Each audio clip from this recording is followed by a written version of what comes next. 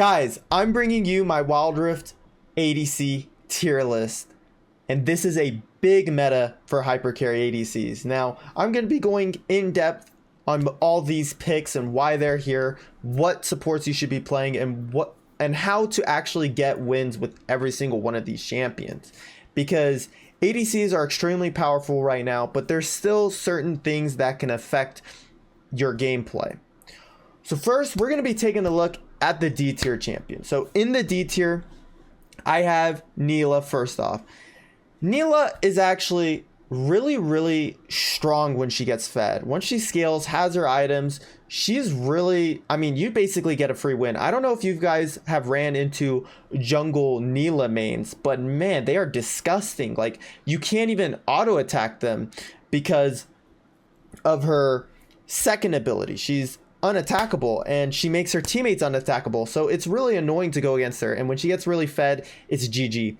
But the reason why she's in D tier is because her laning phase is awful, and she's not a hyper carry. She is not a hyper carry right now. So the thing is if you pick Nila, you're gonna lose most lane matchups against literally every single ADC on this list. Now, the only times where you could go Nila, I would say, is if you're not against a Hypercarry ADC. Because if you're against a Hypercarry ADC, chances are you're going to go even in lane and you're just going to get outscaled. And it's almost impossible for a Nila, for example, to kill a Zeri or a Xayah. So because of that, she's pretty bad. But I do recommend, if you do want to pick her, make sure you're against maybe like a Jhin. You know, you're not necessarily getting completely outscaled, and you know, Jhin just clears the wave pretty easily. You could just catch the minions. So you want a decent lane, but where you're not getting completely outscaled. That's a good match for Nila, especially I would say if you're against a bunch of squishies. And good supports to pair up with Nila are either engaged supports like Alistar Rakan, or what you could do is you could go Yuumi and Karma. Karma giving you movement speed, and obviously Yuumi giving you a lot of buffs, which can be really beneficial. So those are some supports I would recommend to go with Nila if you do plan on playing her. But yeah, she's at the bottom of the tier list because she's pretty underwhelming. But as an actual all-around champion, I think she's really good, but just in the jungle still. Next up, Senna. Senna is a really amazing champion, really OP in the late game. She has a bunch of utility, barriers, like healing. She has everything. She's actually it's kind of the same thing almost with the way I was talking about Nila. She's honestly really OP and such a well-rounded character. You get so many things with her. But the problem is you need a duo partner. You need someone that's actually good at playing fasting Senna. So you need someone playing Gragas, Ornn, Galio, Nasus, you know, someone that's farming the minions for you in order for you to actually even play Senna. So because of that, that's why she's in D tier. But if you have a friend that you play with all the time and they're good at playing the fasting partner, then I mean, I would put Senna all the way into the A tier and even S tier. Seriously, because she is super OP, but the problem, like I said, is just having that fasting partner. And like I said, best champions to play with Senna, guys. If you do want to rock Senna, you want to make sure you want to play with either Galio, Gragas. You can go Ornn. Ornn is pretty OP with Senna if you can get it, because Ornn is such a tank. Now, you could maybe do some type of off-meta stuff with the Senna as well if you're really trying to get crazy with it. But I would stick with those champions as your fasting partners. Like I said, even Nasus is really good. Nasus Senna, I'll give you guys a little cheat code right now, is a massive counter to Hypercarry ADCs. And you may be asking, wait, Zio, how is Senna Nasus a counter to Hypercarry ADCs? Well, Nasus can completely mitigate an ADC's attack speed. Like, literally, Nasus will just wither you and slow your attack speed into oblivion. You literally can't even auto attack or deal damage. You're slowed. So Nasus Senna, you could really abuse it, but you need a good Nasus player with you. So yeah, that's why I have Senna in D tier. Now the next tier, which is C tier, this is what I call the picks that are kind of like mid. Okay, they're mid. So to start off, Ezreal. Ezreal's a really great champion. He's always been safe. He's always been phenomenal at doing what he needs to do. He has a really safe laning phase, a really strong late game, a bunch of damage if you're able to land all of your abilities. But you may be asking, Zio, why did he drop so much lower on the tier list? Well, there's two really OP items right now. Bloodthirster and even Runon's Hurricane, which has been nerfed. Both those items are insanely broken.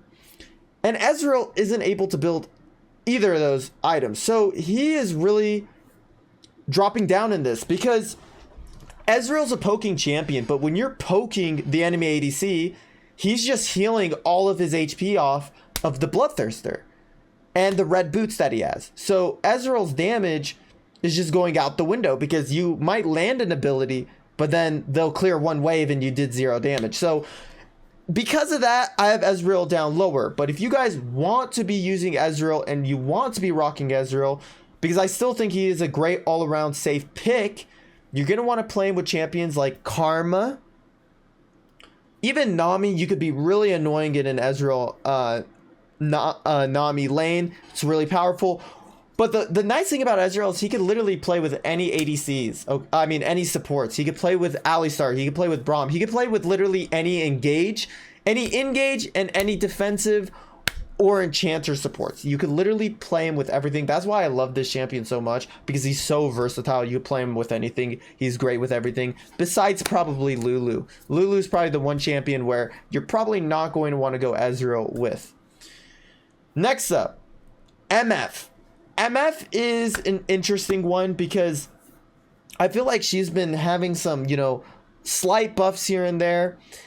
And she is a decent champion. She's a decent champion, especially with the lethality build right now. Your first ability, if you land your first ability, it does a lot of damage. Running first strike on MF is super fun. Her ultimate shreds, but she's not really a hyper carry right now.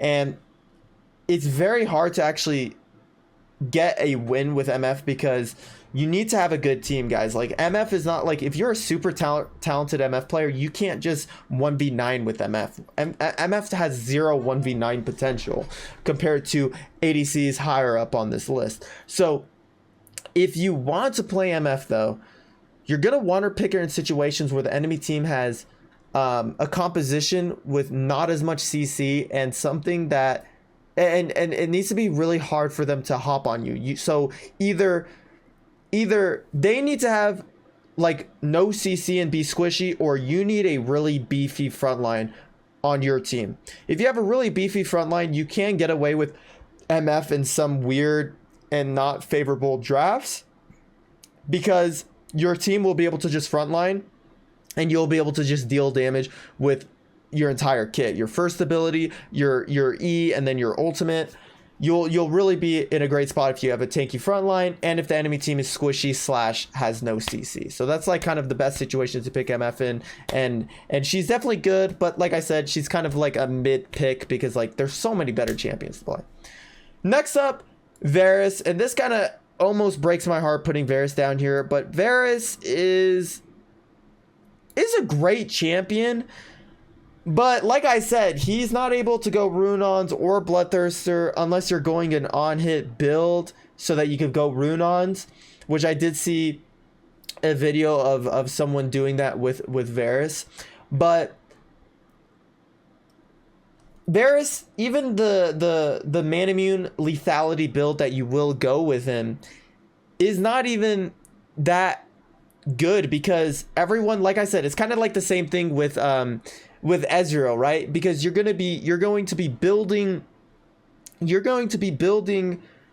and poking the enemy team, right? You're going to be poking them with Varus, but then they're just going to be healing up and doing more DPS than you in the actual team fight. So because of that, Varus is lower on my tier list, kind of like Ezreal. And the worst part is Varus isn't even as mobile or as versatile as Ezreal because Varus falls off really hard in the late game. So I definitely recommend you guys, you can play Varus. If you want to play Varus, you're going to want either an engage support so that you can follow up with your ultimate and be really annoying with your utility, or you play with an enchanter and hard stomp the laning phase. So you play him really with either or. You know, Alistar, Rakan are great engaged champions to play Varus with. And you can also go Varus with Nami, Karma, and that's basically it. I mean, there's more champions you could play. I'm just telling you kind of an idea of some champions you wanna rock Varus with. Corki is great. He got a huge buff, guys, but he's still kind of middy. I mean, he's mid. Like, literally the day that he got buffed, I still need to do a Corki video, but I played him. I did 80k damage and still lost the game because he's not a hyper, like, he just does not carry games. Like, sure, you know, the package is really cool, but you could even kill yourself with the package if you don't use it in the right way.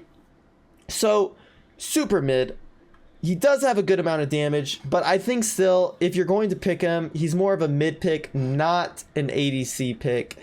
So for that, I'm lower down my tier list. Now, you can't play Corki with Karma, but I would recommend Corki with melee supports because you wanna Corki does not have long range, and you may consider him to have good range because of his ultimate, but he does not have long range. So he needs someone to close the gap for him so that he could walk up and safely deal damage. So having an engage or frontline support that can go in for him, or just having a frontline team, that's where Corki can really excel. But like I said, overall mid, and even with the buffs, still mid. I don't know what they got to do to him to make him stronger, but pretty mid overall. Twitch, by the way, guys, before the nerf, would have been an S tier. Absolutely broken champ. One of the most annoying champions. But now he has been nerfed. I haven't been able to play much against him, and I haven't even been seeing him much on the enemy team either after the nerfs. I mean, they nerfed him pretty hard. Plus, on top of that, the Runons got nerfed. So for that, I have him on C tier, because we'll have to kind of see how it plays out. You know, maybe Twitch is still in B or A tier even after the nerfs, but he got hit pretty hard. But fantastic champion. You could play him with enchanters, you could play him with melee supports, you could play him with practically anything but Senna. I would say stay away with Senna. You don't want to play Twitch with Senna, you know? Very strong pick, but he did get nerfed a lot. So we'll kind of have to see where he fits into the meta. But he got hit pretty hard, but he's still an invisible champion, which means you could still make crazy plays and catch the enemy team off guard, which can get you a bunch of wins. So honestly, it may still work out well for you. But if you're a Twitch main or just someone that likes playing Twitch, maybe he still works out. Let me know your guys' thoughts on him after the nerf. Next up, the last midi pick is Samira. So Samira, as you notice, is above Nila because Samira has a better laning phase. She has some range in her, which is nice. She's able to get resets, which is perfect, especially when she's against squishies. And you know, she's able to utilize Bloodthirster. She's able to build even Duskblade. Like, if you want to run Duskblade into Bloodthirster, like, that's a pretty disgusting combo. Or what you could just do is Bloodthirster into the Collector, which is always great too. But she's a good champion, just very hard to execute. You need to be good at her. You need to know how to get you need to know the combos to get the S tier as quick as possible. You need to know, you have to have great timing in team fights to be able to deal a lot of damage. You're going to need a good composition, right? You're going to need an engage support 100%. You need an engage support, or at least a team that is able to engage for you, because you're not going to be engaging as Samira. But if you're the only one that has engage, then you're screwed because you're just going to get one-shotted. So you need a very good draft with Samira. You're going to want champions like Alistar, Rakan, you know, even John is pretty nice having the tornado. You know, Nami's really good in laning phase, and plus she has that ultimate. So, you know, you have options with Samira, but just know when you're drafting her, you need her in the right situations to really perform well on this champion. And because of that, I have her in C tier. Next up on this list is B tier, which is interesting because I have some very interesting champions. I think in B and C tiers where we'll have some maybe differing opinions on where people would put certain champions. But for me, Ashe coming in B tier, I think Ashe is actually really, really OP. I almost wanted to put her higher up on this list, but I decided to bring her down because even though, like, she has an amazing laning phase, she's so OP with lethal tempo, Nashor's Tooth. Like, okay, guys, the current build I've been going on Ashe has been Nashor's Tooth, Black Cleaver, and Runon's Hurricane, which is disgusting, by the way. I used to go Runon's into Black Cleaver into Nashor's Tooth, but ever since they nerfed Runon's, I now made it third item on Ashe. You know, you could also say instead of Black Cleaver, you can go Bork instead, which is great. She's so OP with lethal. I'm telling you guys, Ashe is really a sleeper OP champion, but you have to be skilled at her, like 100%. You definitely need to be skilled at her because you want to be able to land your ultimates. You're going to need to know how to position safely with her because she has a lot of range, not a lot of mobility. So you need to know how to position with her. And she could be very useful in the Hypercarry ADC meta because she's able to CC the ADC player. So if you're against a squishy composition, Ashe is a perfect pick. Ashe is a very perfect pick, especially if you need a champion that could give you some utility. And plus, man, I'm telling you guys, when you get late game with Ashe, she's actually disgusting. Like, her with Runon, she's able to deal so much damage. Like, the things I've done with this champion, I think my win rate on her is literally at it's either 80% or 100%. So I've either lost the game or not. I don't really remember off the top of my head, but super OP. You could play her with enchanters or melee supports. She works with both. She literally works with anything. And you know she works with anything because there was a time when you could literally have her as a support Ashe, you know, so she synchronizes well with everything. So Ashe, very OP, but definitely a harder champion to play, even though she has an easy to understand kit. Now, next up, we got Lucian and Draven. I think Lucian and Draven are really OP. I would even put Draven, for example, higher up on this list, but both Lucian and Draven, I would say, are harder to play champions because you just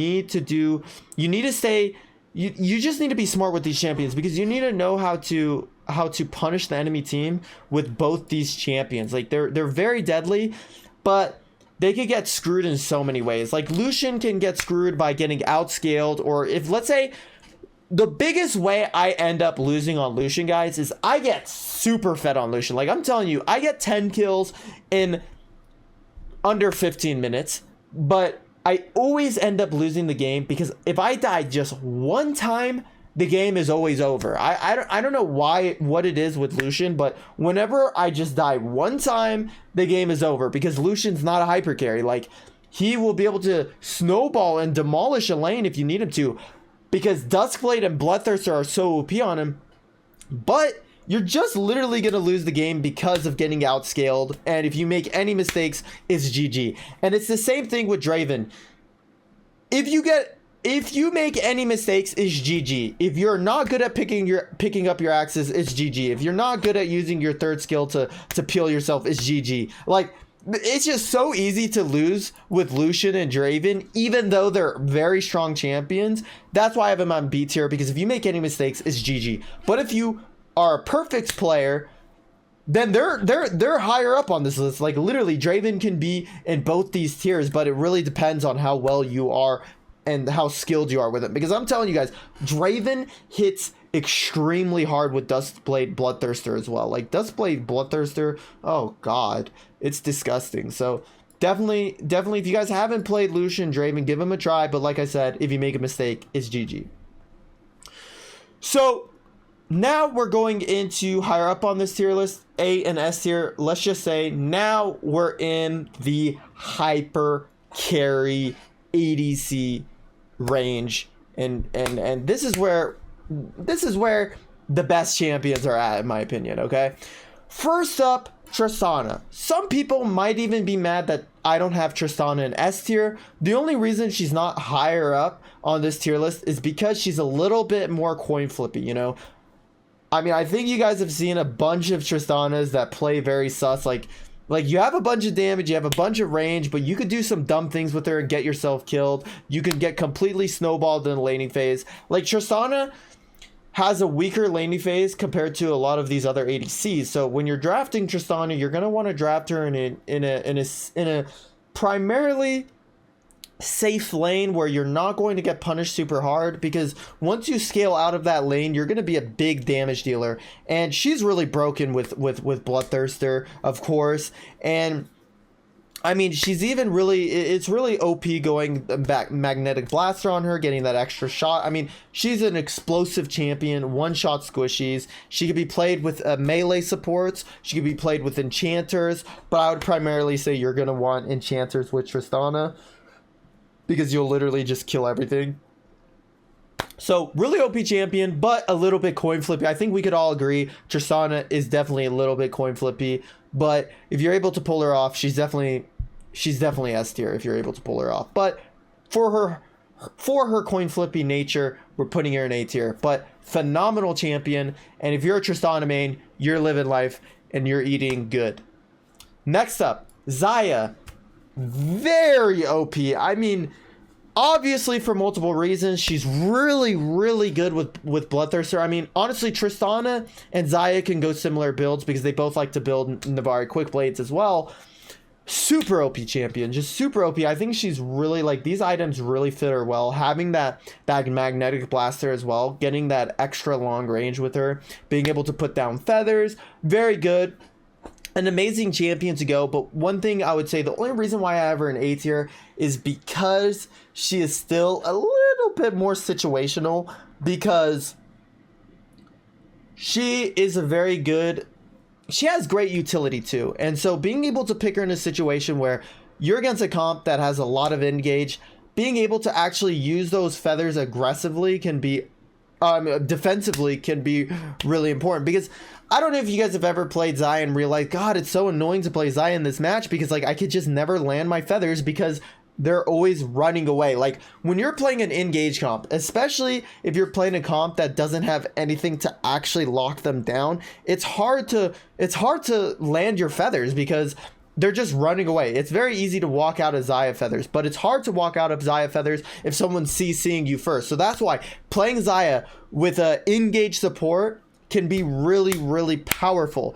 If you're trying to play Xayah aggressively, you're going to want a melee support. But if you're playing Xayah defensively, then having an enchanter support is really OP, because while the enemy team's engaging on you, the enchanter can just buff you and you're just kiting. You don't need to worry about engaging in, right? So having an enchanter when you're playing Xayah defensively is really amazing. Super OP as well. Her feathers are honestly doing a decent amount of damage as well. So overall, great pick, but she's in A tier because she is a tad bit more situational. Next up, Caitlyn. Caitlyn is so OP, guys. Like literally so OP. So OP. Like she has a great laning phase. Her mid game's really good. Her traps can be super annoying. I mean, her first ability is really annoying. She's really annoying. She has a bunch of damage. I mean, she's fantastic. She's literally fantastic. Having that magnetic blaster has been, I think, life-changing for her.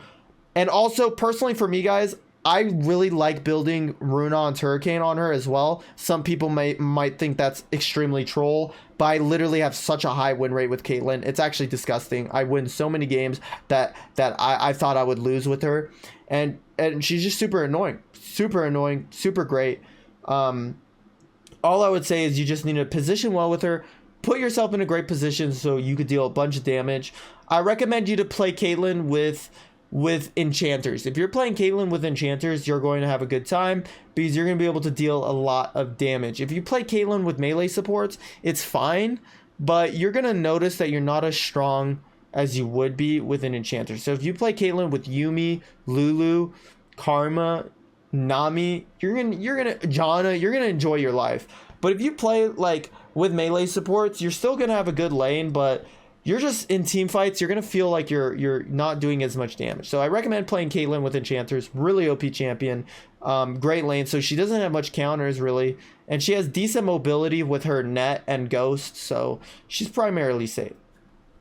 Next up, like I said, we're in a Hypercarry ADC meta. We're going to have Vayne in this tier list high up. Now, the one thing, though, with Vayne is she is very, very difficult to play. You're definitely going to need a lot of games on her and master her and be comfortable with this champion. You're going to want to play her with enchanters primarily because it's going to be buffing her and giving her the best buffs to 1v9. Such great 1v9 potential.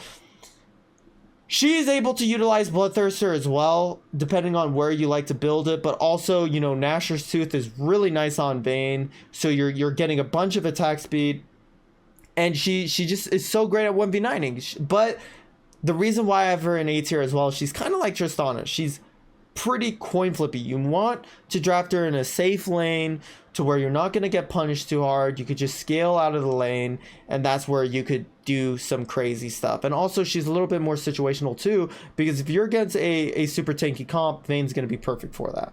But she's super hard to play. You could get punished in the laning phase, and you could easily lose a game if you get snowballed. So you definitely want to be smart when drafting Vayne. And now next up, we got... This might throw you guys off. This is where I might lose some of y'all with putting Jhin in AT. You guys might be like, wait, how did Jhin get up here? But I swear to God, Jhin is so OP too with these items. Like, Jhin just does so much damage right now. I mean, guys, I literally played a Jhin game where I lost lane so badly. Like, I was just playing badly. Like, I was going against a Pyke. A Pyke completely destroyed me in lane. But guys, literally, I still did the most damage. We won the game, by the way. I just got 1 kill and the game was over. I was just doing so much damage. Like, Jhin is so OP right now. He does so much damage. He has such an easy laning phase. He's so safe. You have utility with him too. So overall, great champion. He could be played with some enchanters. Like, you could play him with Nami, you could play him with Karma, you could play him with Janna, and then you can also play him with melee supports. I would just say, if you have a Lulu or Yuumi, go with a different champion than Jhin. But Jhin, great pick. I think he may even be a little bit underrated potentially. But I'm telling you, every time I'm against a Jhin just is so annoying to deal with. Super OP. A little bit situational as well, because if you're going to want to go Jhin when you want either some decent burst damage, because Jhin has some burst damage with his force shot, and he has a lot of single target damage. So if you're playing a comp that needs single target damage, you're going to want Jhin. No one does better single target damage than Jhin. And I mean, technically Xayah does a lot of single target damage as well if she's able to get the isolation. And also Vayne does do some decent single target damage with her passive on her second ability. But Jhin, great champion. You're going to want to play him with melee supports and those enchanters that I did list. Now in S tier, we got the most broken ADCs right now. Let's first start off with Zeri. I think Zeri is the best ADC on this tier list, hands down. Like, I actually think Jinx and Xayah are not like completely on Zeri's level, but they are good enough to be in S tier with her. Zeri, very OP, insane laning phase. I mean, her Bloodthirster Runons is a deadly combo with her. I mean, she does so much like damage to everybody because of Runons. Her third ability makes her really hard to kill, and she's able to hit a bunch of people. Her ultimate is really annoying too, because she's zapping everybody. You know, she has insane range. She's just OP, guys. Like, she is literally OP. She does everything so well. You could literally destroy people in lanes with Zeri too. Like, you could be so aggressive as well. So, very OP champion. A hyper carry, 1v9 potential, everything. I would just say, out of the other two champions in S tier, compared to Jinx, Xayah, she's the hardest one to play.